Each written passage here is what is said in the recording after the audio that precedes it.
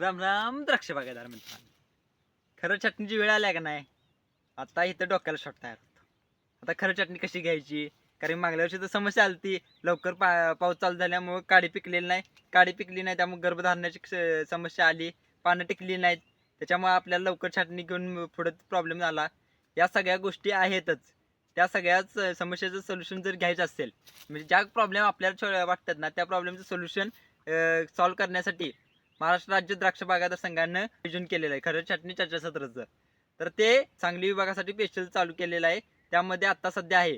आणि ह्या समस्या सोडवण्यासाठी आपण साऊथ आफ्रिकेचे खूपच बोतमा जागतिक ख्यातीचे द्राक्ष तज्ञ, NRCचे आपले ज्येष्ठ सर्व सायंटिस्ट, आपल्या द्राक्ष संघाचे काही तज्ञ मंडळी आपल्याला सखोल मार्गदर्शन करणार आहे.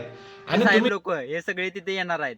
तर यंदाचे जर द्राक्ष बाग हंगाम जर चांगला करायचा असेल, चांगली घड निर्मिती तयार करायची असेल, तर तुम्हाला नवीन माहिती घेणं, नवीन अपडेटेड राहणं हे देखील तितकंच गरजेचं आहे. तर तयारीला लागा आणि आपल्या 15 तारखेला फिक्स तारीख करा. बाकीची कामं एक दिवसासाठी सुट्टी घ्या.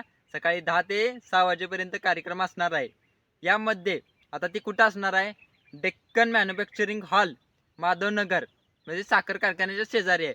सांगलीमध्ये या, तिथं पोस्टर लावलेले असतात आजूबाजूला. तिथं या आणि तिथं आल्यानंतर आपले बऱ्यापैकी समस्यांचे सोल्युशन तिथं मिळून जाईल.